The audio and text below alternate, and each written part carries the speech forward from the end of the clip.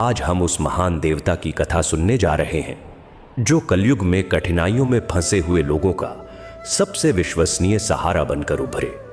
यह कहानी केवल युद्धों और वीरता की नहीं है, बल्कि यह एक अद्भुत त्याग और बलिदान की गाथा है जिसकी मिसाल पूरे विश्व में कहीं और नहीं मिलती। यह कथा महाभारत के उस वीर योद्धा की है जिसने अपने प्राणों की आहुति देकर भगवान कृष्ण का भी हृदय जीत लिया। तो चलिए समय के उस युग में प्रवेश करते हैं जब भारत में धर्म और अधर्म के बीच एक भीषण संघर्ष शुरू होने वाला था। लेकिन इस कथा की जड़ें उससे कई समय पहले ही गहरी जा चुकी थीं। यह समय था जब पांडव अपने जीवन के सबसे कठिन और संकटपूर्ण दौर से गुजर रहे थे। लाक्षागृह की भयंकर अग्नि से बचकर पांडव अपने प्राणों की रक्षा के लिए घने और अंधेरे जंगलों में विचरण कर रहे थे। तभी उनका सामना राक्षसी हिडिंबा से हुआ। भीम, जो पांडवों में सबसे शक्तिशाली और अद्भुत योद्धा थे, का विवाह हिडिंबा से हुआ। यह विवाह सामान्य नहीं था, क्योंकि इसी मिलन से एक महान वंश का आरंभ होने वाला था। कुछ वर्षों पश्चात भीम और हिडिंबा के घर एक पुत्र हुआ जिसका नाम घटोत्कच रखा गया। घटोत्कच जन्म से ही असाधारण और शक्तिशाली था, क्योंकि उसमें एक वीर क्षत्रिय और एक मायावी राक्षसी का रक्त समाहित था। उसके सिर का आकार घड़े जैसा था और बाल बिल्कुल नहीं थे। इस कारण उसका नाम घटोत्कच पड़ा। पांडवों का वनवास समाप्त होते ही वे आगे बढ़ गए, लेकिन हिडिंबा और घटोत्कच वहीं जंगल में स्थिर हो गए। घटोत्कच जब बड़ा हुआ तो उसका विवाह कटंकटा नामक कन्या से हुआ, जिसे कुछ जगहों पर मोरवी या अहिलावती के नाम से भी जाना जाता था। वह भी अत्यंत गुणी और पराक्रमी थी। समय ने अपनी गति पकड़ी और वह शुभ घड़ी आ गई जब इस धरती पर एक महान आत्मा का जन्म होने वाला था, जिसे हम आज बाबा श्याम के नाम से पूजते हैं। घटोत्कच और उसकी पत्नी के घर एक बालक ने जन्म लिया जो कोई साधारण बच्चा नहीं था। जन्म के समय उसके सिर के बाल बब्बर शेर के बालों जैसे खड़े और घने थे, इसलिए उसका नाम बर्बरीक रखा गया। बर्बरीक बचपन से ही तेजस्वी, निडर और अद्भुत प्रतिभाशाली थे। उनकी आंखों में एक अलग ही चमक थी जो बताती थी कि यह बालक बड़ा होकर इतिहास में अमर होने वाला है। बर्बरीक अपनी माता अहिलावती और दादी हिडिंबा के अत्यंत लाडले थे। बचपन से ही माता और दादी ने उन्हें धर्म, वीरता और जीवन के मूल्यों की शिक्षा देना शुरू कर दी थी। जंगल की शांति और प्राकृतिक वातावरण में बर्बरीक का बचपन बीत रहा था और वह प्रतिदिन अपनी माता से वीरों और उनके पराक्रम की कथाएं सुनते। उनकी माता उन्हें समझाती थी कि वास्तविक वीर वह नहीं जो अपनी शक्ति का दुरुपयोग करे, बल्कि असली वीर वही है जो धर्म के पथ पर चले और जरूरतमंदों की रक्षा करे। बर्बरीक हर शब्द को मन से सुनते और उसे अपने जीवन में उतारने का प्रयत्न करते।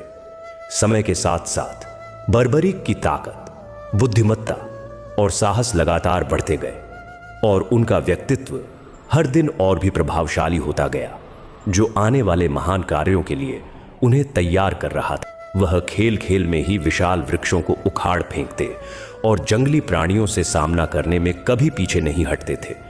फिर भी उनकी शक्तियों के बावजूद उनका हृदय बेहद नरम और संवेदनशील था। किसी की पीड़ा देख उन्हें शांति नहीं मिलती थी। एक दिन बर्बरीक ने अपनी माता से पूछा, माँ, इस संसार में सबसे बड़ा धर्म क्या है और मेरी शक्ति का वास्तविक उपयोग किसके लिए होना चाहिए? उनकी माता ने प्यार से सिर पर हाथ रखते हुए उत्तर दिया कि बेटा, शक्ति तो हर किसी के पास हो सकती है, लेकिन सच्चा वीर वही है जो हमेशा कमजोरों, जो संघर्षरत है और जिनके पास कोई सहारा नहीं है, उनका साथ देता है। माता की यह सीख बर्बरीक के मन में गहरी छाप छोड़ गई और उन्होंने तुरंत मन ही मन ठान लिया कि वह हमेशा उसी पक्ष का साथ देंगे जो दुर्बल होगा। उन्होंने अपनी माता को प्रण किया कि माँ, मैं आपकी यह शिक्षा कभी नहीं भूलूंगा और मेरी ताकत हमेशा हारे हुए की रक्षा करेगी। इसी प्रतिज्ञा ने बर्बरीक को उन सभी लोगों का सहारा बना दिया जो परेशान और अकेले थे। संस्कार और शिक्षा के साथ ही अब युद्ध कला और अस्त्र शस्त्र की विद्या का समय भी आ गया। बर्बरीक ने अत्यंत कम समय में सभी युद्ध कौशल और रणकला के रहस्य सीख लिए, परंतु उन्हें यह भी झात था कि यदि उन्हें धर्म की रक्षा करनी है तो उन्हें और भी अधिक शक्तिशाली बनना होगा, और इसके लिए देवों के देव महादेव और आदि शक्ति माता दुर्गा की कृपा अनिवार्य थी। उन्होंने दृढ़ निश्चय किया कि वे कठोर तपस्या करेंगे और भगवान शिव को प्रसन्न करेंगे। एकांत जंगल में जाकर उन्होंने ध्यान और साधना में मन लगाना शुरू किया, जहां न तो सूर्य की तपिश ने उन्हें विचलित किया, न बारिश का डर, न भूख प्यास ने ध्यान भंग किया। उनका एकमात्र ध्यान केवल भगवान शिव के चरणों में रहा। इतनी अटूट भक्ति और कठिन साधना देखकर भोलेनाथ अत्यंत प्रसन्न हुए और उनके सामने प्रकट होकर वरदान मांगने को कहा।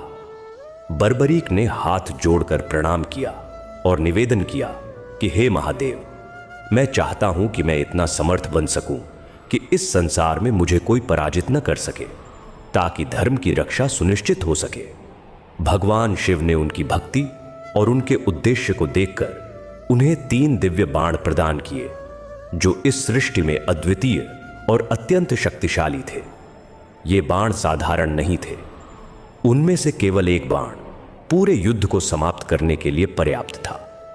भगवान शिव ने उन्हें विस्तार से समझाया कि पहला बाण उन सभी स्थानों को चिन्हित करता है जिन्हें तुम बचाना चाहते हो, दूसरा उन स्थानों को चिन्हित करता है जिन्हें तुम नष्ट करना चाहते हो, और तीसरा बाण चलने के बाद उन चिन्हित शत्रुओं का नाश करता है और स्वयं अपने तरकश में लौट आता है।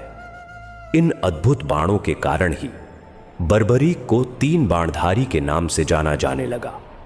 इसके बाद बर्बरीक ने अग्निदेव की भी कठोर तपस्या की, जिन्होंने प्रसन्न होकर उन्हें एक दिव्य धनुष प्रदान किया, जो इन 3 बाणों को चलाने में पूर्णतया सक्षम था। अब उनके पास वह शक्ति आ चुकी थी जिससे वह तीनों लोकों के किसी भी संघर्ष को क्षणों में समाप्त कर सकते थे। परंतु इतनी महाशक्ति मिलने के बावजूद भी बर्बरीक में घमंड का कोई अंश नहीं आया। वह आज भी अपनी माता के आज्ञाकारी पुत्र और एक सरल स्वभाव के बालक ही थे।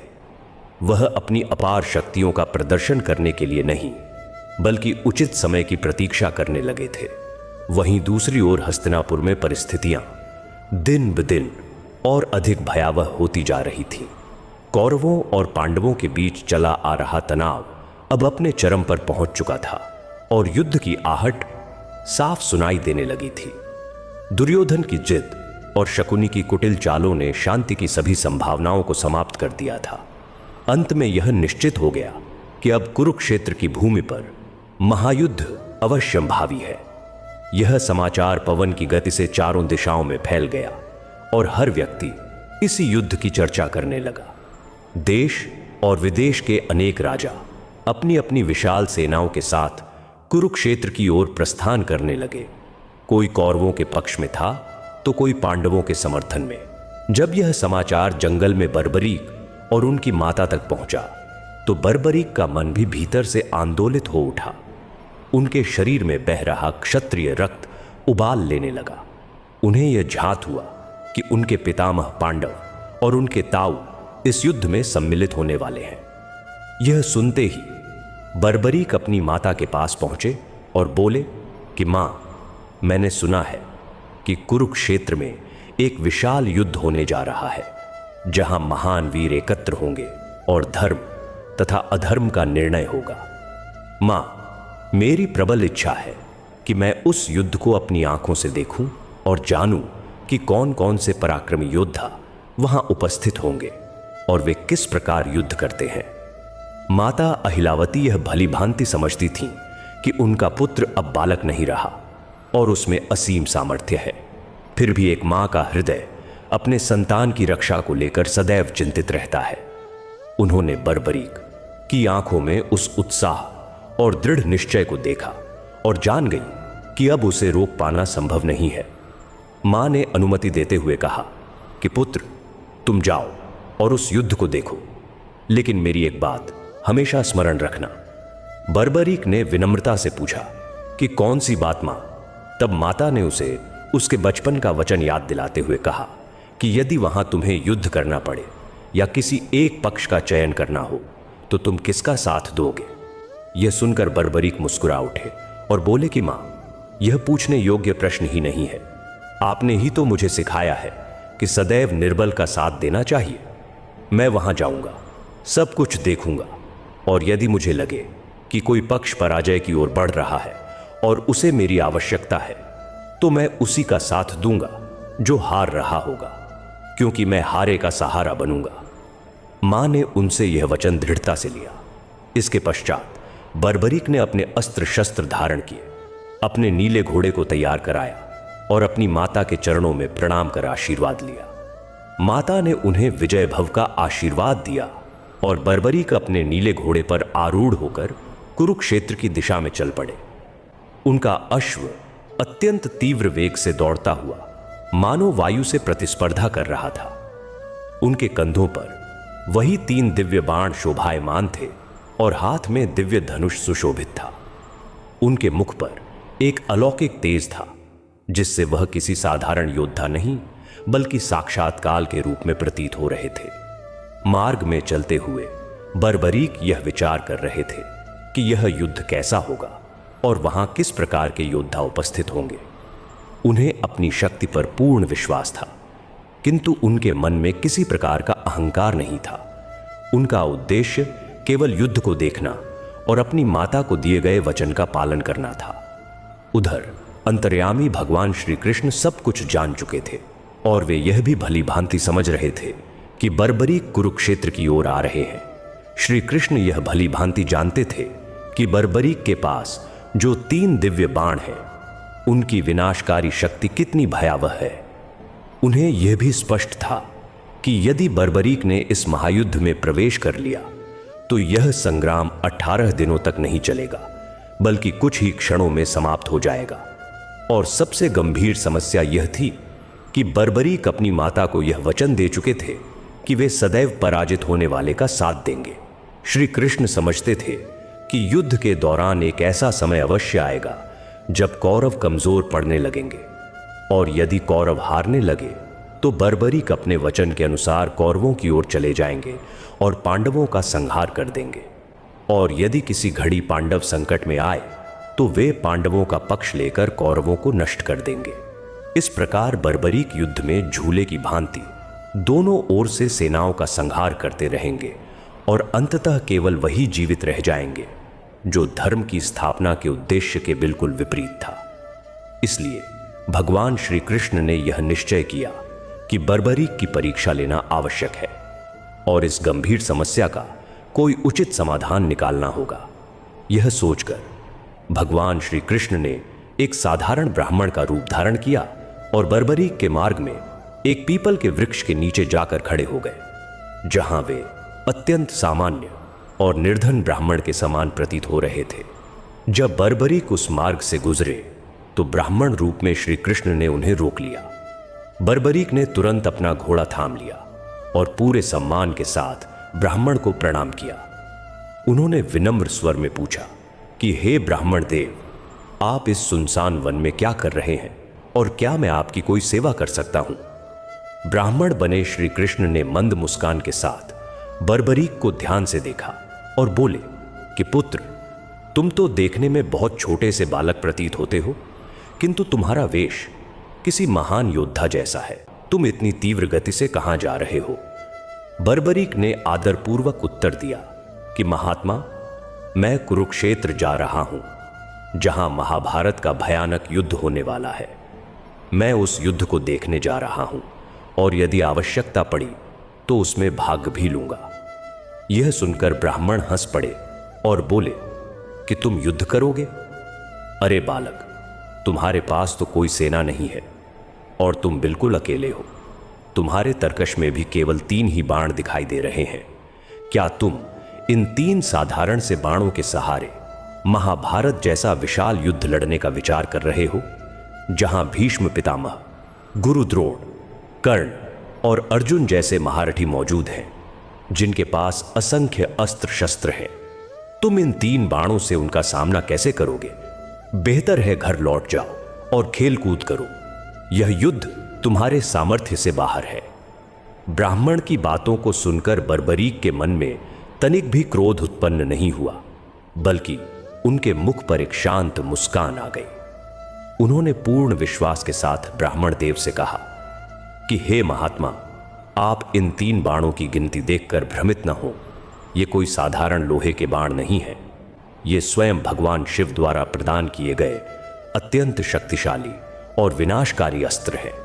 मेरे पास मौजूद केवल एक बाण ही संपूर्ण शत्रु सेना को क्षण भर में समाप्त करने की क्षमता रखता है, और यदि तीनों बाण एक साथ चला दिए जाए तो तीनों लोकों में प्रलय आ सकती है। बर्बरीक ने आगे स्पष्ट किया कि मेरा पहला बाण उन सभी स्थानों और लोगों को चिन्हित करता है जिन्हें मुझे सुरक्षित रखना है। दूसरा बाण उन सभी को चिन्हित करता है जिन्हें मुझे नष्ट करना है, और तीसरा बाण चलकर उन सभी चिन्हों को भेद देता है, अपना कार्य पूर्ण करता है और पुनः मेरे तरकश में लौट आता है। इसलिए मुझे 3 से अधिक बाणों की जरूरत ही नहीं है। ब्राह्मण वेश में उपस्थित भगवान कृष्ण मन ही मन बर्बरीक के अटूट आत्मविश्वास और निर्भीकता की सराहना कर रहे थे, किंतु वे संसार को यह भी दिखाना चाहते थे कि बर्बरीक वास्तव में कितने अद्भुत और अजेय योद्धा हैं। इसलिए उन्होंने उनकी परीक्षा लेने का निश्चय किया। कृष्ण ने पास खड़े एक विशाल पीपल के वृक्ष की ओर संकेत करते हुए कहा कि पुत्र, तुम बड़ी बड़ी बातें तो करते हो, पर यदि तुम सच में इतने महान धनुर्धर हो तो सामने खड़े इस पीपल के पेड़ के सभी पत्तों को अपने एक ही बाण से भेद कर दिखाओ। तभी मैं यह मानूंगा कि तुम वास्तव में एक महायोद्धा हो। बर्बरीक ने बिना किसी हिचक के उस चुनौती को स्वीकार कर लिया और विनम्रता से कहा कि यह तो मेरे लिए अत्यंत सरल कार्य है। तत्पश्चात बर्बरीक ने अपने तरकश से एक बाण निकाला और भगवान शिव का स्मरण किया। जैसे ही उन्होंने धनुष पर बाण चढ़ाया और ध्यान मग्न होकर आंखें बंद की, उसी क्षण भगवान कृष्ण ने एक सूक्ष्म लीला रच दी और पीपल के वृक्ष का एक पत्ता तोड़कर चुपचाप अपने चरणों के नीचे दबा लिया। कृष्ण यह परखना चाहते थे कि क्या बर्बरीक का बाण उस छिपे हुए पत्ते को भी खोज पाएगा या नहीं। बर्बरीक ने मंत्रोच्चार करते हुए बाण छोड़ दिया। वह बाण तीव्र गति से आकाश में गूंजता हुआ आगे बढ़ा और देखते ही देखते पीपल के वृक्ष के एक एक पत्ते को भेदता चला गया। वृक्ष पर असंख्य पत्ते थे, किंतु बाण की वेग और सटीकता इतनी प्रचंड थी कि एक पल में ही सभी पत्ते छिद्रित हो गए। इसके बाद जो दृश्य सामने आया उसे देखकर ब्राह्मण रूप में खड़े भगवान कृष्ण भी आश्चर्यचकित रह गए। सभी पत्तों को भेदने के पश्चात वह बाण वापस बर्बरीक के तरकश में लौटने के बजाय घूमकर भगवान कृष्ण के चरणों के समीप आ गया और उनके पैर के पास मंडराने लगा। बाण वहीं वायु में स्थिर हो गया, मानो किसी संकेत की प्रतीक्षा कर रहा हो। यह दृश्य देखकर बर्बरीक सब कुछ समझ गए। उन्होंने मुस्कुराते हुए ब्राह्मण से कहा कि हे ब्राह्मण देव, कृपया अपना चरण हटा लीजिए। प्रतीत होता है कि आपके पैर के नीचे भी पीपल का एक पत्ता दबा हुआ है और मेरा बाण उसी को भेदना चाहता है, किंतु वह आपके सम्मान के कारण रुका हुआ है। यदि आपने पैर नहीं हटाया तो यह आपके चरण को भेदते हुए उस पत्ते को नष्ट कर देगा। यह सुनकर भगवान कृष्ण ने मन ही मन स्वीकार किया कि यह बालक वास्तव में अजेय है। इसका लक्ष्य कभी चूक नहीं सकता और इसकी शक्तियों का कोई प्रतिकार नहीं है। उन्होंने तुरंत अपना पैर हटा लिया और बाण ने उसी क्षण उस दबे हुए पत्ते को भी भेद दिया और वापस बर्बरीक के तरकश में समा गया। अब भगवान कृष्ण को पूर्ण विश्वास हो गया कि यदि बर्बरीक कुरुक्षेत्र के युद्ध में पहुंचे तो भारी अनर्थ हो जाएगा। बर्बरीक अपनी माता को यह वचन दे चुके हैं कि वे सदैव हारने वाले का साथ देंगे। कौरवों की सेना पांडवों से अधिक विशाल है, इसीलिए आरंभ में पांडव कमजोर पड़ेंगे और तब बर्बरीक पांडवों की ओर से कौरवों का संहार करने लगेंगे, और जब कौरव कमजोर होकर हारने लगेंगे तब बर्बरीक कौरवों का पक्ष लेकर पांडवों का नाश करने लगेंगे। इस प्रकार दोनों पक्ष समाप्त हो जाएंगे। भगवान कृष्ण जानते थे कि धर्म की स्थापना के लिए पांडवों का विजयी होना आवश्यक है और बर्बरीक के रहते यह संभव नहीं था। उन्होंने गहरी सांस ली और बर्बरीक की ओर गंभीर दृष्टि से देखा। उनके मन में विचार आया कि अब दान मांगने का समय आ गया है। ब्राह्मण ने बर्बरीक से कहा कि पुत्र, तुम्हारी वीरता से मैं अत्यंत प्रसन्न हूं। तुम सच में महान हो, पर क्या तुम इस ब्राह्मण को कुछ दान दोगे? क्योंकि क्षत्रिय का धर्म होता है ब्राह्मण को संतुष्ट करना। बर्बरीक तो जन्म से ही दानी स्वभाव के थे। उन्होंने हाथ जोड़कर कहा कि आज्ञा दीजिए महाराज, मेरे पास जो कुछ भी है मैं आपको देने को तैयार हूं। आप जो चाहे मांग लीजिए। तब ब्राह्मण ने गंभीर स्वर में कहा कि सोच लो बालक, बाद में मुकर मत जाना। बर्बरीक ने कहा कि मैं एक क्षत्रिय हूं और रघुवंश की मर्यादा को निभाने वाला हूं। प्राण भले ही चले जाए, पर मेरा दिया हुआ वचन कभी नहीं टूट सकता। इसलिए आप बिना संकोच जो चाहे मांग सकते हैं। तभी ब्राह्मण के रूप में उपस्थित श्री कृष्ण ने ऐसा दान मांगा जिसकी कल्पना करना भी किसी के लिए असंभव था। उन्होंने गंभीर स्वर में कहा कि हे वीर, इस महायुद्ध के प्रारंभ से पूर्व रणभूमि की पवित्रता के लिए एक ऐसे योद्धा के शीश का दान आवश्यक है जो सर्वश्रेष्ठ हो, और इस धरती पर तुमसे बड़ा वीर कोई नहीं है। इसलिए मुझे दान स्वरूप तुम्हारा शीश चाहिए। यह सुनते ही मानो आकाश और पृथ्वी दोनों स्थिर हो गए। क्षण भर के लिए समय रुक सा गया और एक पल को स्वयं बर्बरीक भी स्तब्ध रह गए। कोई साधारण व्यक्ति होता तो भय से कांप जाता या वहां से पलायन कर जाता, किंतु बर्बरीक तो महान घटोत्कच के पुत्र और भीम के पौत्र थे। वीरता तो उनके रक्त में बहती थी। उन्हें तुरंत समझ आ गया कि कोई सामान्य ब्राह्मण इस प्रकार का दान नहीं मांग सकता। इतनी विलक्षण शक्ति और ऐसी अद्भुत मांग केवल किसी देवता की ही हो सकती है। बर्बरीक ने गहरी दृष्टि से उस ब्राह्मण को निहारा और शांत स्वर में कहा कि हे देव, आप कोई साधारण ब्राह्मण नहीं है। मेरा शीश प्रस्तुत है। मैंने जो वचन दिया है उससे मैं पीछे नहीं हटूंगा, परंतु शीश अर्पित करने से पूर्व मेरी एक विनती है। मैं यह जानना चाहता हूं कि आप वास्तव में कौन हैं। कृपया अपने वास्तविक स्वरूप में प्रकट होकर मुझे दर्शन दीजिए, तभी मेरी अंतिम इच्छा पूर्ण होगी। बर्बरीक की यह बात सुनकर भगवान श्री कृष्ण का हृदय करुणा से भर उठा। उन्होंने देखा कि मृत्यु सामने खड़ी होने पर भी इस बालक के मुख पर भय का नामो निशान नहीं है, केवल भक्ति और समर्पण का भाव है। तब भगवान कृष्ण ने अपनी माया को समेटा और बर्बरीक को अपने विराट रूप के दर्शन कराए। शंख, चक्र, गदा और पद्म धारण किए साक्षात श्री कृष्ण को देखकर बर्बरीक कृतार्थ हो गए। उन्होंने भूमि पर नतमस्तक होकर प्रणाम की और कहा कि प्रभु, मुझे पहले ही आभास हो गया था। आज मेरा जीवन धन्य हो गया। इसके पश्चात भगवान ने बर्बरीक को समझाते हुए कहा कि हे पुत्र, यह युद्ध धर्म और अधर्म के मध्य होने जा रहा है और इस रणभूमि की पूजा के लिए सबसे महान वीर की आहुति आवश्यक थी। मैंने तीनों लोकों में खोज की, पर तुमसे बड़ा दानी और तुमसे बड़ा पराक्रमी कोई नहीं मिला, इसलिए तुम्हें चुना गया। यह सुनकर बर्बरीक ने हाथ जोड़कर कहा कि प्रभु, आपने मुझे इस योग्य समझा। यह मेरा परम सौभाग्य है। मैं अपना शीश आपको अर्पित करता हूं, पर मेरी एक अंतिम अभिलाषा अभी शेष है। मैं घर से यह सोचकर निकला था कि महाभारत का युद्ध अपनी आंखों से देखूंगा, और मैंने अपनी माता से इसका वचन दिया था। यदि मैं अपना शीश दे दूंगा तो यह युद्ध कैसे देख पाऊंगा? मेरी यह कामना अधूरी रह जाएगी। जब ब्राह्मण वेश में भगवान श्री कृष्ण ने बर्बरीक से उनका शीश मांगा तो क्षण भर के लिए वहां गहन सन्नाटा छा गया। हवाएं मानो थम गई, परंतु बर्बरीक, जो बचपन से वीरों की कथाएं सुनकर बड़े हुए थे, उनके मुख पर भय की एक भी रेखा नहीं उभरी।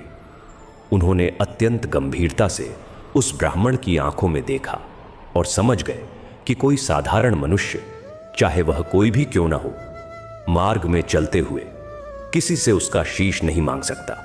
और शीश मांगने के बाद भी उस ब्राह्मण के चेहरे पर जो दिव्य तेज और अद्भुत शांति थी, वह स्पष्ट कर रही थी कि यह कोई साधारण घटना नहीं है। तब बर्बरीक ने हाथ जोड़कर अत्यंत विनम्रता से कहा कि हे विप्रवर, हे ब्राह्मण देवता, मैं अपने वचन से कभी पीछे नहीं हटता। रघुकुल की यही मर्यादा है और क्षत्रिय का यही धर्म है कि जुबान दे दी तो फिर मुकरने का प्रश्न ही नहीं उठता। मेरा यह शीश तो क्या, यदि आप मेरे प्राण भी मांग लेते तो मैं प्रसन्नता से अर्पित कर देता, किंतु मेरे मन में एक जिज्ञासा और एक संदेह है जिसे दूर करना आवश्यक है, क्योंकि मुझे विश्वास नहीं होता कि आप एक साधारण ब्राह्मण हैं। आपकी वाणी में जो दिव्यता झलक रही है और आपके व्यक्तित्व में जो अलौकिक आकर्षण समाया हुआ है, वह किसी साधारण मनुष्य का नहीं बल्कि किसी महान देव सत्ता का ही प्रतीक प्रतीत होता है। इसलिए मैं आपसे हाथ जोड़कर प्रार्थना करता हूं कि आप यह छल और आवरण त्यागिए और मुझे अपने वास्तविक स्वरूप के दर्शन कराइए, क्योंकि मैं यह जानना चाहता हूं कि आखिर वह कौन सी अद्भुत शक्ति है जो मेरी परीक्षा ले रही है और जिसे मेरे शीश की आवश्यकता पड़ गई है। बर्बरीक के इन शब्दों को सुनकर भगवान श्री कृष्ण मंद मंद मुस्कुरा उठे। उनके मन में यह भाव आया कि क्या यह बालक केवल अपार शक्ति से युक्त नहीं है, बल्कि गहन बुद्धि, तीक्ष्ण विवेक और अटूट भक्ति से भी संपन्न है। तभी भगवान ने अपनी दिव्य लीला प्रकट की और अचानक उस स्थान का वातावरण परिवर्तित होने लगा। जो जंगल कुछ क्षण पहले साधारण प्रतीत हो रहा था, वहां दिव्य प्रकाश की तरंगें फैलने लगीं। भगवान श्री कृष्ण ने ब्राह्मण का वेश त्याग दिया और अपने वास्तविक, अलौकिक और विराट रूप में प्रकट हो गए। बर्बरीक ने देखा कि उनके समक्ष स्वयं त्रिलोकनाथ खड़े हैं, जिनके शीश पर मोर मुकुट सुशोभित था, कानों में मकराकृत कुंडल झूल रहे थे, गले में वैजयंती माला अपनी दिव्य सुगंध बिखेर रही थी और उनके श्यामल शरीर पर पीतांबर बिजली की चमक के समान दमक रहा था। उनके चारों भुजाओं में शंख, चक्र, गदा और पद्म शोभायमान थे। भगवान के उस विराट और दिव्य स्वरूप को देखते ही बर्बरीक की आंखें विस्मय से खुली रह गईं और उनका प्रत्येक रोम पुलकित हो उठा। वह वही रूप था जिसके दर्शन के लिए अर्षि मुनि युगों युगों तक कठोर तपस्या करते हैं, और वही रूप आज उनके सामने सहज रूप से प्रकट था। बर्बरीक तुरंत घुटनों के बल भूमि पर बैठ गए और उनकी आंखों से प्रेम और भक्ति के अश्रु प्रवाहित होने लगे। उन्होंने भाव विभोर स्वर में कहा कि हे प्रभु, हे द्वारकाधीश, मुझे क्षमा करें कि मैं आपको पहचान नहीं सका। आज मेरा जीवन धन्य हो गया और मेरा जन्म सफल हो गया। अब मुझे मृत्यु का कोई भय या दुख नहीं है, क्योंकि स्वयं परमात्मा मेरे सामने खड़े होकर मेरा शीश मांग रहे हैं। इससे बड़ा सौभाग्य भला और क्या हो सकता है। भगवान श्री कृष्ण ने स्नेहपूर्वक बर्बरीक को उठाया और कहा कि पुत्र बर्बरीक, तुम वास्तव में महान हो। तुम्हारी वीरता और दानशीलता को आने वाली पीढ़ियां युगों तक स्मरण करेंगी। तब बर्बरीक ने विनम्रता से प्रश्न किया कि प्रभु, किंतु मुझे यह बताइए कि मेरे शीश की आवश्यकता क्यों पड़ी? क्या मेरे शीश के बिना महाभारत का यह युद्ध आरंभ नहीं हो सकता था? भगवान श्री कृष्ण ने गंभीर स्वर में समझाया कि हे वीर, यह कोई साधारण युद्ध नहीं है। यह धर्म और अधर्म के मध्य होने वाला महासंग्राम है। इस रणभूमि की शुद्धि और युद्ध की सिद्धि के लिए रणचंडी को प्रसन्न करने हेतु एक ऐसे वीर की आहुति आवश्यक थी जो सर्वगुण संपन्न हो, 32 लक्षणों से युक्त हो और इस धरती पर सर्वश्रेष्ठ हो। मैंने पूरी सृष्टि में अपनी दृष्टि दौड़ाई, पांडवों के शिविर में भी देखा और कौरवों के पक्ष में भी, किंतु तुम्हारे अतिरिक्त कोई भी ऐसा वीर नहीं मिला जो इस महान बलिदान के योग्य हो। केवल तुम ही वह पात्र हो जो अपने शीश का दान देकर धर्म की स्थापना में सबसे बड़ा योगदान दे सकता है, और तुम्हारे शीश के दान से ही यह युद्ध पवित्र और सफल होगा। भगवान के इन वचनों को सुनकर बर्बरीक का सीना गर्व से चौड़ा हो गया। उन्होंने सोचा कि यदि मेरे शरीर का प्रयोजन धर्म की स्थापना में हो रहा है तो इससे श्रेष्ठ और पुण्य की बात भला और क्या हो सकती है। पर उसी क्षण उनके हृदय में एक हल्की सी पीड़ा जाग उठी और एक अधूरी अभिलाषा ने उन्हें भीतर से व्याकुल कर दिया। उन्होंने करुण दृष्टि से भगवान की ओर निहारा और विनीत स्वर में कहा कि प्रभु, आपकी आज्ञा। मेरे लिए सर्वोपरि है। मैं इसी क्षण अपना शीश काटकर आपके चरणों में अर्पित कर दूंगा, किंतु मेरे मन में एक गहरी इच्छा शेष रह जाएगी। मैं जब अपने गृह से निकला था तो अपनी माता से यह वचन देकर आया था कि मैं महाभारत का महासंग्राम अवश्य देखूंगा। मैंने सुना है कि इस युद्ध में दूर दूर के राजा सम्मिलित होंगे, भयंकर अस्त्र शस्त्रों का प्रयोग होगा और आकाश बाणों से आच्छादित हो जाएगा। मेरी तीव्र लालसा थी कि उस अद्भुत और भयानक दृश्य को मैं अपनी आंखों से निहारूं। यदि अभी मैं अपना शीश अर्पित कर दूं तो मेरी वह इच्छा और माता को दिया गया वचन दोनों अधूरे रह जाएंगे। क्या कोई ऐसा उपाय है प्रभु जिससे मैं शीश का दान भी कर सकूं और युद्ध का दर्शन भी कर सकूं? भगवान श्री कृष्ण तो दया और करुणा के अथाह सागर हैं। वे अपने भक्त की किसी भी भावना को अधूरा नहीं रहने देते। उन्होंने प्रेमपूर्वक बर्बरीक के मस्तक पर अपना करकमल रखा और उन्हें एक विलक्षण वरदान प्रदान किया। भगवान ने कहा कि हे बर्बरीक, तुम्हारी यह अभिलाषा अवश्य पूर्ण होगी। तुम निस्संकोच होकर अपना शीश अर्पित करो। मैं तुम्हें यह वर देता हूं कि तुम्हारा सिर देह से पृथक होने के पश्चात भी जीवित रहेगा। तुम्हारी दृष्टि और चेतना युद्ध की समाप्ति तक बनी रहेगी। जब तक यह महासंग्राम पूर्ण नहीं होगा तब तक तुम मृत्यु को प्राप्त नहीं होगे। तुम इस पर्वत की सर्वोच्च चोटी पर विराजमान होकर संपूर्ण युद्ध को देख सकोगे। तुम प्रत्यक्ष अनुभव करोगे कि धर्म किस प्रकार विजय प्राप्त करता है और अधर्म का अंत कैसे होता है। यह मेरा अटल वचन है। भगवान का यह वरदान प्राप्त होते ही बर्बरीक के आनंद की सीमा न रही। अब उनके मन में न तो मोह शेष था और न ही किसी प्रकार का दुख। उन्होंने तत्क्षण अपनी कटी से तलवार निकाली। वह क्षण अत्यंत रोमांचकारी और हृदय को कंपा देने वाला था।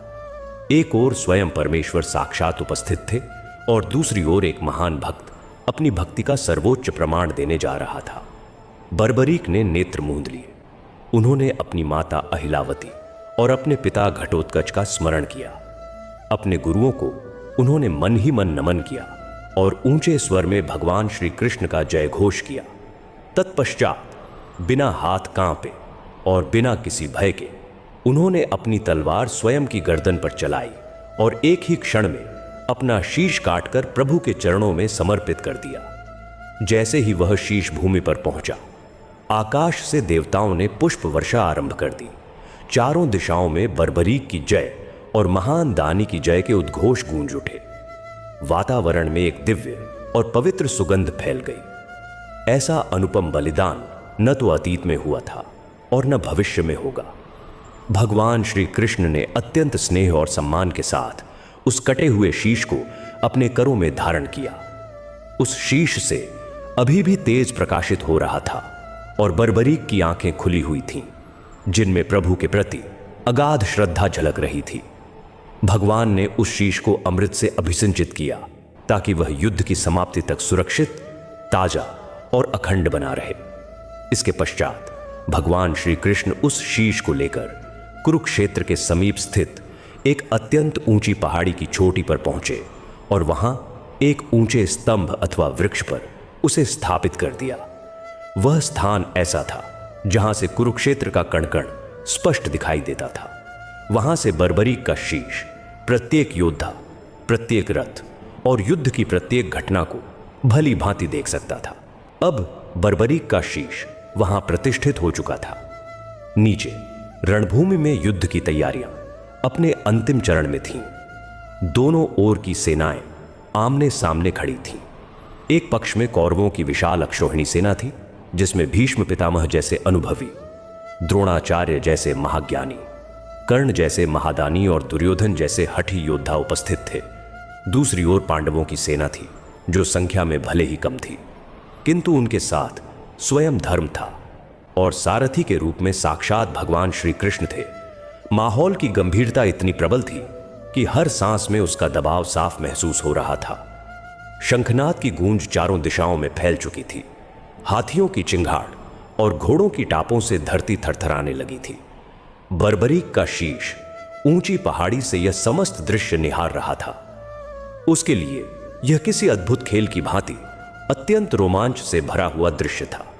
वह बड़ी उत्सुकता के साथ देख रहा था कि आगे अब क्या घटित होने वाला है। तभी रणभूमि के ठीक मध्य अर्जुन का रथ आकर स्थिर हो गया। अर्जुन ने दृष्टि डाली तो सामने अपने ही रक्त संबंधी दिखाई दिए, भीष्म पितामह जिन्होंने बाल्यकाल में उसे गोद में खिलाया था, गुरु द्रोण जिन्होंने उसे शस्त्र और शास्त्र दोनों का ज्ञान दिया था। अपने भाई और अपने मित्रों को देखकर अर्जुन का हाथ कांपने लगा और गांडीव धनुष ढीला पड़ गया। अर्जुन मोह के बंधन में जकड़ गए। वह रथ के पिछले भाग में बैठ गए और श्री कृष्ण से बोले कि हे केशव, मैं यह युद्ध नहीं लड़ सकता। अपने ही स्वजनों का वध करके मैं राज्य का सुख नहीं चाहता। ऊपर पहाड़ी से बर्बरीक यह सब देख रहे थे। उनके मन में विचार उठा कि अर्जुन जैसा पराक्रमी योद्धा आज इतना विचलित क्यों हो गया है। तभी उन्होंने देखा कि भगवान श्री कृष्ण ने अर्जुन को उपदेश देना आरंभ किया, वही दिव्य गीता का ज्ञान जो आज भी संपूर्ण मानवता के लिए प्रकाश स्तंभ है। बर्बरीक ने यह ज्ञान स्वयं भगवान के श्रीमुख से सुना। उन्होंने प्रत्यक्ष देखा और अनुभव किया कि किस प्रकार कृष्ण अर्जुन को समझा रहे हैं कि आत्मा अविनाशी है, शरीर क्षण भंगुर है और क्षत्रिय का कर्तव्य युद्ध करना है। फल की चिंता में बंधना उचित नहीं।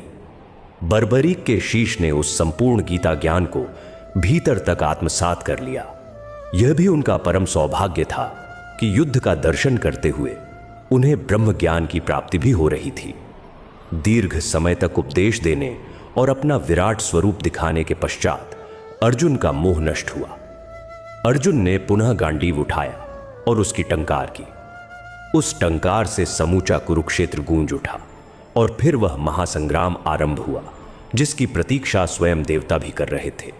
तीरों की वर्षा होने लगी। बर्बरीक अत्यंत एकाग्रता से यह सब देख रहे थे। उन्होंने देखा कि किस प्रकार भीष्म पितामह वृद्धावस्था में भी सिंह की भांति गर्जना कर रहे थे। उनके बाणों के समक्ष पांडवों की सेना तिनकों की तरह बिखर रही थी। बर्बरीक मन ही मन भीष्म की वीरता का गुणगान कर रहे थे कि क्या अद्भुत योद्धा है। आयु का उन पर कोई प्रभाव नहीं था। बाणों की गति बिजली से भी तीव्र थी। प्रत्येक दिन का युद्ध कोई न कोई नया दृश्य प्रस्तुत कर रहा था। रक्त की धाराएं बह रही थीं, किंतु बर्बरीक की दृष्टि हर उस सूक्ष्मता पर थी जिसे साधारण मनुष्य देख नहीं सकता था। युद्ध का घोष और तीव्र हुआ और कुरुक्षेत्र की भूमि रक्त से लाल होने लगी। बर्बरीक का शीश ऊंचाई से सब कुछ देख रहा था। एक एक कर दिन बीतते गए और युद्ध और भी भयानक होता चला गया। बर्बरीक ने देखा कि किस प्रकार 10वें दिन इच्छा मृत्यु का वरदान पाए भीष्म पितामह अर्जुन के बाणों से आच्छादित होकर शरशैया पर विराजमान हो गए। वह दृश्य अत्यंत करुण था, परंतु बर्बरीक जानते थे कि यही विधि का विधान है। इसके बाद उन्होंने देखा कि कैसे गुरु द्रोणाचार्य, जो कौरवों के सेना नायक थे, उन्होंने पांडवों की सेना में कोहराम मचा दिया। किंतु फिर अर्धसत्य अश्वत्थामा हतोनरो व कुंजरोवा के कारण उन्होंने शस्त्र त्याग दिए और धृष्टद्युम्न ने उनका वध कर दिया। बर्बरीक यह सब अत्यंत शांत चित्त से देख रहे थे। उनकी आंखों में न किसी के प्रति द्वेष था और न ही किसी के प्रति आसक्ति। वह केवल एक साक्षी बनकर सत्य को घटित होते देख रहे थे। फिर वह भीषण दिन आया जब वीर अभिमन्यु को 7 महारथियों ने घेर कर अन्यायपूर्ण ढंग से मार डाला। उस क्षण बर्बरीक की आंखों में भी क्रोध की ज्वाला अवश्य उठी होगी, किंतु वह मात्र दर्शक थे, कुछ कर पाने में असमर्थ थे। उन्होंने देखा कि किस प्रकार उस बालक ने अकेले ही कौरवों के चक्रव्यूह को भेद दिया था। 17वें दिन का संग्राम अत्यंत रोमांचक था।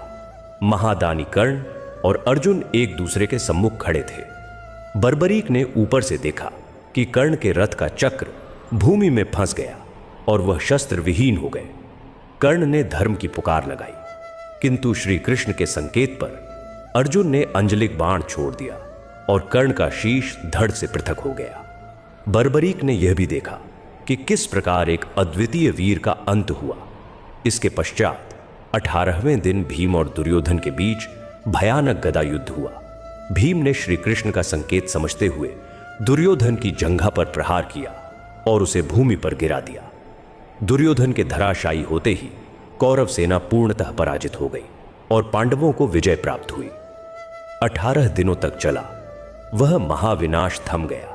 चारों ओर शांति फैल गई, परंतु वह शांति श्मशान जैसी थी। बर्बरीक ने देखा कि विजय तो मिली, पर उसके साथ असंख्य हानियां भी आईं। युद्ध समाप्त होने के बाद पांडवों के शिविर में उत्सव का वातावरण था। हस्तिनापुर का सिंहासन अब उनका था, किंतु इस सफलता के साथ ही अनजाने में पांडवों के हृदय में अहंकार का अंकुर भी फूट पड़ा। जब पांचों पांडव और भगवान श्री कृष्ण एक साथ विराजमान थे, तब बातचीत के दौरान यह प्रश्न उठ खड़ा हुआ कि इस महान युद्ध का वास्तविक नायक कौन है? किसकी वीरता से यह असंभव विजय संभव हुई?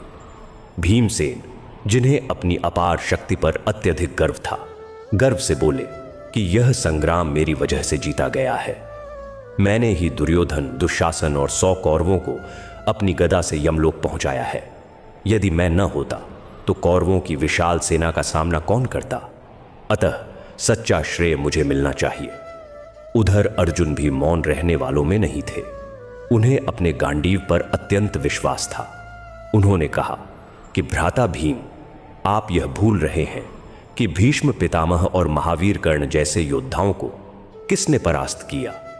यदि मेरा गांडीव न चलता तो क्या यह विजय संभव होती? यह जीत मेरी और मेरे धनुष की देन है। नकुल और सहदेव ने भी अपनी तलवारों की वीरगाथाएं सुनानी शुरू कर दी। प्रत्येक स्वयं को श्रेष्ठ सिद्ध करने में जुटा था। भगवान श्री कृष्ण वहीं शांत भाव से मुस्कुरा रहे थे। वह देख रहे थे कि जिन्होंने धर्म के लिए इतना बड़ा युद्ध लड़ा, वही अब मैं और मेरा के भ्रम में उलझ रहे हैं। विजय का अहंकार मनुष्य की बुद्धि को कैसे ढक लेता है, यह उसका जीवंत उदाहरण था। जब विवाद अत्यधिक बढ़ गया और कोई निर्णय न निकल सका, तब सभी पांडवों की दृष्टि श्री कृष्ण की ओर गई। युधिष्ठिर ने कहा कि केशव, आप ही निर्णय दीजिए। आप तो संपूर्ण युद्ध में हमारे साथ रहे हैं। आप ही बताइए कि हम में सर्वश्रेष्ठ योद्धा कौन है? श्री कृष्ण ने चतुरता से उत्तर दिया कि हे पांडवों, मैं तो पूरे समय अर्जुन के रथ के घोड़े संभालने और सारथी का कर्तव्य निभाने में व्यस्त रहा। धूल और कोलाहल में मेरा ध्यान युद्ध पर ठीक से गया ही नहीं। मैं इसका निर्णय नहीं कर सकता। पांडव निराश हो गए। तब कृष्ण ने कहा कि निराश मत हो। एक ऐसा व्यक्ति है जिसने इस युद्ध को अत्यंत सूक्ष्मता से देखा है। वह एक क्षण के लिए भी रणभूमि से दृष्टि नहीं हटा सका। हमें उसी के पास जाना चाहिए। वही सत्य को स्पष्ट कर सकता है। पांडवों ने प्रश्न किया कि वह कौन है प्रभु? तब कृष्ण ने उस ऊंची पहाड़ी की ओर संकेत करते हुए कहा कि बर्बरीक, घटोत्कच का पुत्र और भीम का पौत्र। मैंने उसके शीश को उसी पर्वत पर स्थापित किया था ताकि वह अपनी इच्छा अनुसार युद्ध का दर्शन कर सके। वह आज भी जीवित है और जागृत है। सजा लो, उसी से पूछ लेते हैं। ऐसा कहकर सभी पांडवों के साथ भगवान श्री कृष्ण उस ऊंची पहाड़ी की ओर बढ़े। वहां पहुंचते ही उन्होंने देखा कि बर्बरीक का शीश दिव्य तेज से प्रकाशित हो रहा था और उसके मुख पर अद्भुत शांति विराजमान थी। पांडवों ने आदरपूर्वक नमन किया। भीम अपने पौत्र को देखकर भीतर ही भीतर गर्व से भर उठे और मन में विचार आया कि बर्बरीक मेरा ही रक्त है। वह निश्चित ही मेरा पक्ष लेगा और कहेगा कि भीम ही सबसे महान योद्धा है। अर्जुन को भी पूर्ण। पांडवों ने प्रश्न किया कि वह कौन है प्रभु? तब कृष्ण ने उस ऊंची पहाड़ी की ओर संकेत करते हुए कहा कि बर्बरीक, घटोत्कच का पुत्र और भीम का पौत्र। मैंने उसके शीश को उसी पर्वत पर स्थापित किया था ताकि वह अपनी इच्छा अनुसार युद्ध का दर्शन कर सके। वह आज भी जीवित है और जागृत है। सजा लो, उसी से पूछ लेते हैं। ऐसा कहकर सभी पांडवों के साथ भगवान श्री कृष्ण उस ऊंची पहाड़ी की ओर बढ़े। वहां पहुंचते ही उन्होंने देखा कि बर्बरीक का शीश दिव्य तेज से प्रकाशित हो रहा था और उसके मुख पर अद्भुत शांति विराजमान थी। पांडवों ने आदरपूर्वक नमन किया। भीम अपने पौत्र को देखकर भीतर ही भीतर गर्व से भर उठे और मन में विचार आया कि बर्बरीक मेरा ही रक्त है, वह निश्चित ही मेरा पक्ष लेगा और कहेगा कि भीम ही सबसे महान योद्धा है। अर्जुन को भी पूर्ण विश्वास था कि बर्बरीक ने उनकी धनुर्विद्या और पराक्रम को निकट से देखा है, इसलिए वह उनका ही नाम लेगा। युधिष्ठिर आगे बढ़े और बोले कि हे वीर बर्बरीक, तुमने इस महाभारत के युद्ध को आरंभ से अंत तक प्रत्यक्ष देखा है। तुम सत्य के मार्ग पर चलने वाले हो। कृपया हमारी शंका का निवारण करो। बताओ कि इस संग्राम में तुम्हें किस योद्धा का शौर्य सबसे उत्कृष्ट लगा, किसके कारण कौरवों का विनाश हुआ और धर्म की विजय संभव हुई। यह प्रश्न सुनते ही बर्बरीक जोर से हंस पड़े। उनकी हंसी पहाड़ों की घाटियों में गूंजने लगी। पांडव एक दूसरे का चेहरा देखने लगे कि वह इस प्रकार क्यों हंस रहे हैं। हंसी थामकर बर्बरीक ने जो कहा उसने सभी के चरणों तले से धरती खिसका दी। उन्होंने कहा, हे पूज्य ताऊ और काका, आप लोग किस वीरता की चर्चा कर रहे हैं? क्षमा चाहता हूं, परंतु सत्य यह है कि मुझे इस पूरे युद्ध में आप में से कोई भी वास्तव में युद्ध करता दिखाई नहीं दिया। यह सुनकर पांडव स्तब्ध रह गए और बोले, पुत्र, यह तुम क्या कह रहे हो? हम सभी रणभूमि में थे। हमने असंख्य बाण चलाए और अनगिनत शत्रुओं का वध किया। तब बर्बरीक बोले, मेरी दृष्टि असत्य नहीं देखती। मैंने युद्ध भूमि में केवल एक ही चक्र को घूमते देखा और वह था भगवान श्री कृष्ण का सुदर्शन चक्र। जब भी किसी शत्रु पर कोई बाण पड़ता, उससे पहले ही सुदर्शन चक्र उसका अंत कर चुका होता था। आप सभी तो केवल गिरे हुए को मार रहे थे। और दूसरा जो मैंने देखा वह यह कि पापियों के रक्त से अपनी प्यास बुझाने के लिए रणभूमि में महाकाली विकराल रूप धारण कर विचरण कर रही थी। जो भी योद्धा गिरता वह उनका ग्रास बन जाता। हे पांडवों, मुझे पूरे कुरुक्षेत्र में केवल दो ही शक्तियां सक्रिय दिखाई दी, एक स्वयं श्री कृष्ण और दूसरी महाकाली। कर्ता भी वही थे और कर्म भी वही। आप लोग तो केवल निमित्त मात्र थे, जैसे कठपुतलियां। वास्तविक युद्ध तो स्वयं नारायण ही लड़ रहे थे। बर्बरीक का यह परम सत्य सुनकर पांडवों का सारा अभिमान एक क्षण में चूर हो गया। अर्जुन का मस्तक झुक गया, भीम का गर्व पिघल गया और सभी को अपनी भूल का गहरा बोध हुआ। उन्हें समझ में आ गया कि उनका अहंकार व्यर्थ था और सब कुछ प्रभु की इच्छा से ही घटित हुआ था। पांडवों ने हाथ जोड़कर भगवान श्री कृष्ण से क्षमा याचना की और जान लिया कि उनका गर्व तोड़ने के लिए ही प्रभु उन्हें बर्बरीक के पास लाए थे। बर्बरीक के निष्पक्ष और सत्य वचनों से भगवान श्री कृष्ण अत्यंत प्रसन्न हुए। उन्होंने स्नेह से बर्बरीक के शीश की ओर देखा और कहा कि हे बर्बरीक, तुमने आज केवल सत्य का पक्ष ही नहीं लिया, बल्कि मेरे वास्तविक स्वरूप को भी पहचान लिया। तुमने धर्म के लिए अपना शीश अर्पित किया और फिर भी सत्य के मार्ग से विचलित नहीं हुए। मैं तुम्हारे इस त्याग और भक्ति से आरणी हो गया हूं। इसके बाद भगवान श्री कृष्ण ने अपना वृद्ध हस्त बर्बरीक के शीश पर रखा और ऐसा वरदान दिया जो युगों तक स्मरण किया जाएगा। प्रभु बोले, हे वीर, कलयुग में धर्म क्षीण होगा और अधर्म बढ़ेगा। उस युग में मनुष्य स्वार्थ में डूब जाएगा, लेकिन उस अंधकारमय समय में तुम मेरे नाम से पूजे जाओगे, क्योंकि तुमने अपना शीश मुझे दान दिया है और मेरा स्वरूप भी वही है, श्याम, सांवला एक है।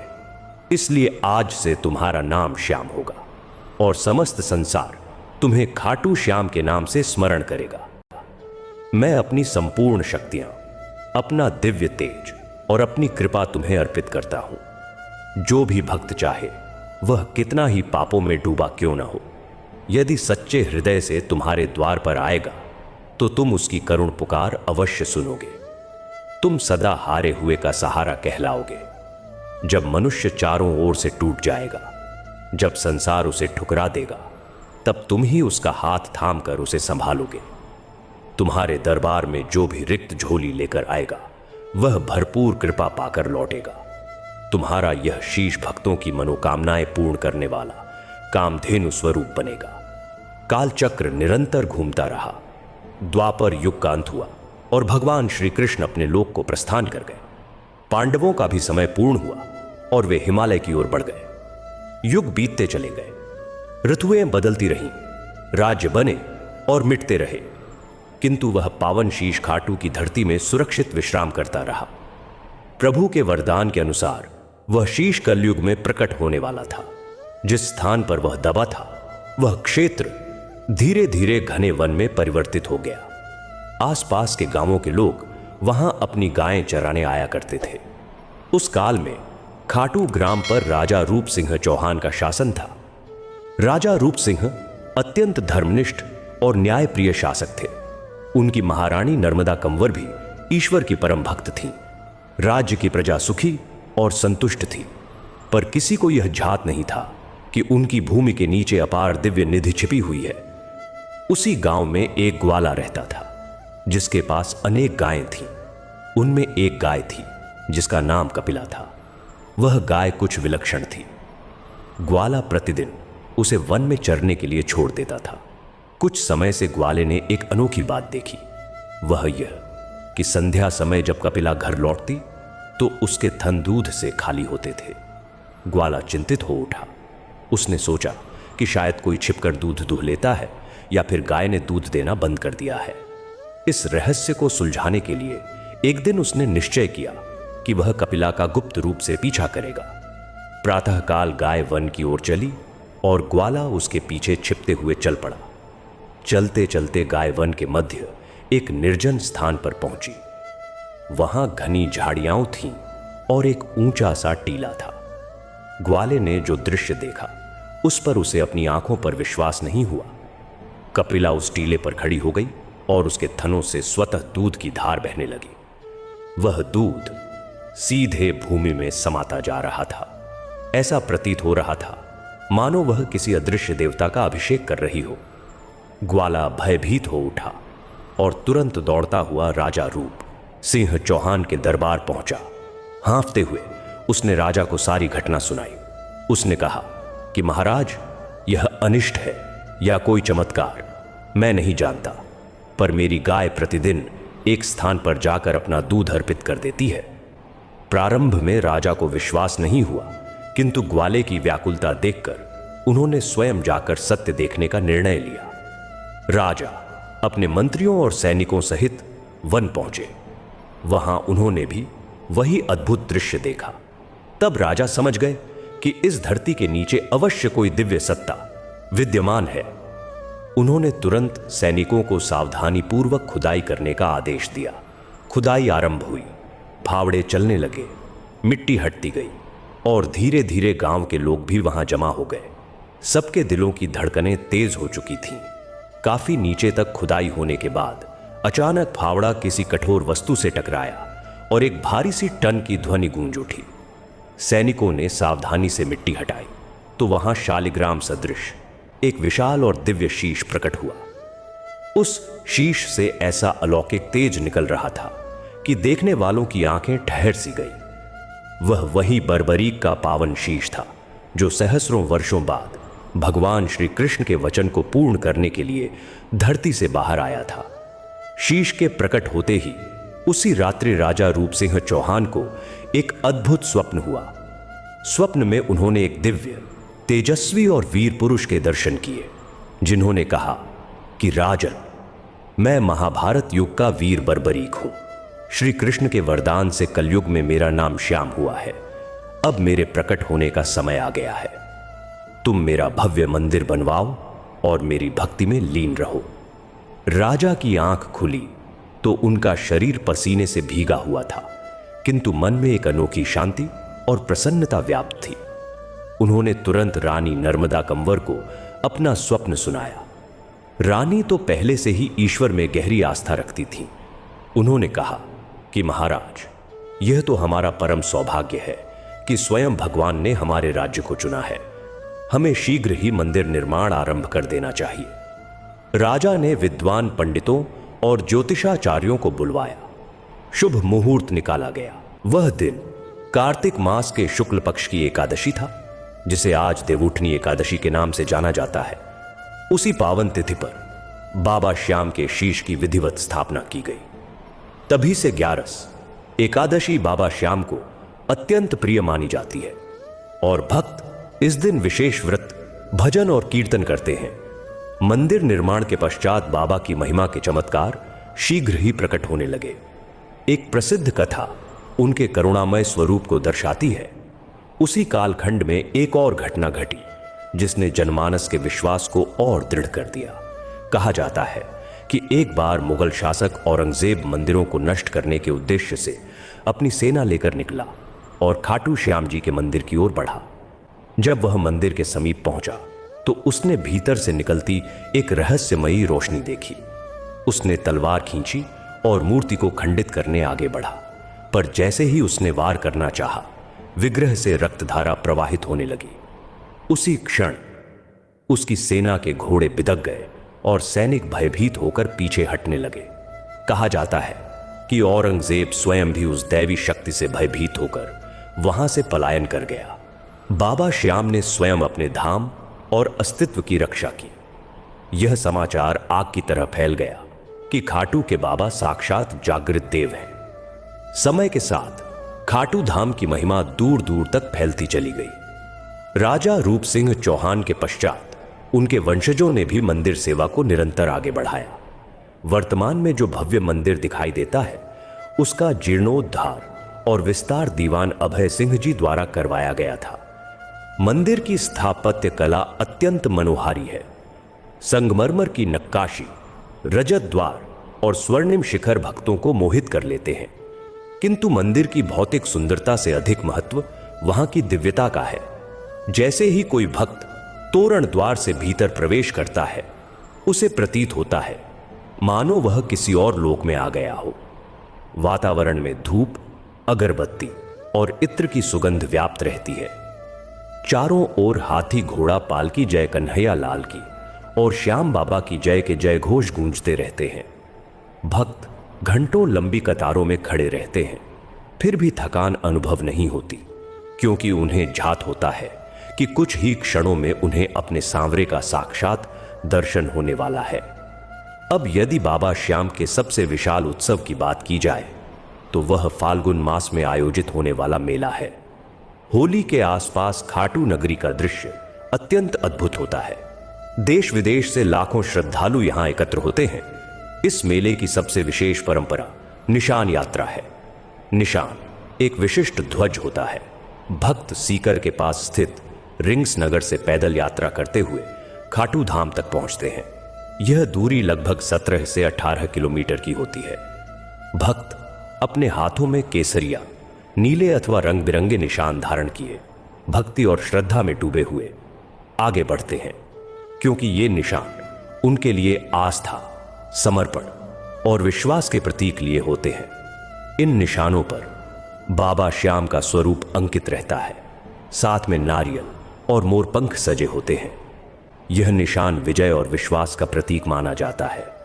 जिस प्रकार महाभारत के युद्ध में बर्बरीक ने धर्म की जीत के लिए अपना शीश अर्पित किया था, उसी भावना के साथ भक्त यह निशान चढ़ाकर बाबा को यह भरोसा जताते हैं कि हम पूर्ण रूप से आपके सहारे हैं और हमारी हर लड़ाई में आप ही हमें विजयी बनाएंगे।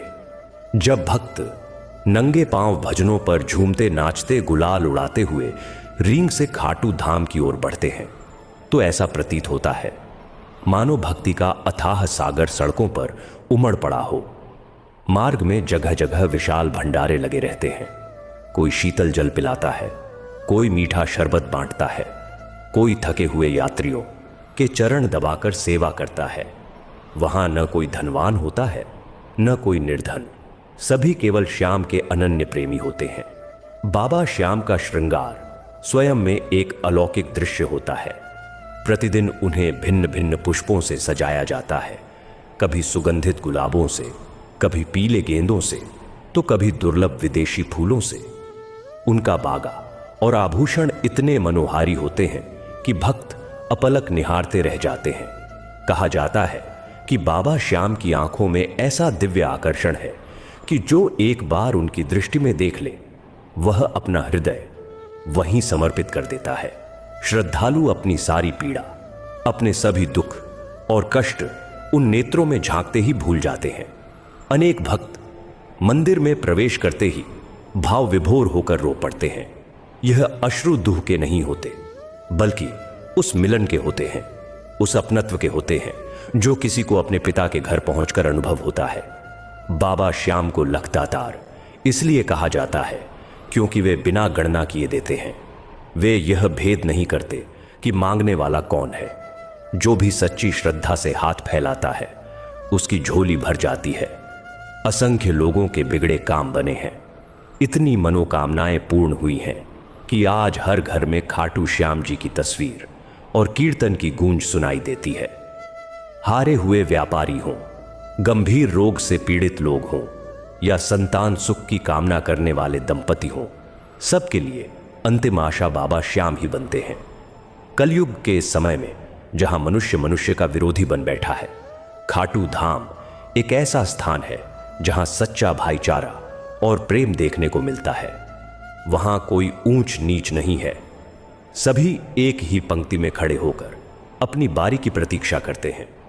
बाबा श्याम की कथा हमें यही संदेश देती है कि त्याग कभी निष्फल नहीं जाता। बर्बरीक ने एक क्षण में अपना शीश अर्पित किया और बदले में उन्हें अनंत काल की अमरता प्राप्त हुई। यह हमें यह भी सिखाता है कि यदि अहंकार, घमंड और नकारात्मक विचारों का त्याग कर ईश्वर की शरण ली जाए तो ईश्वर भी हमें अपनाने में देर नहीं करते।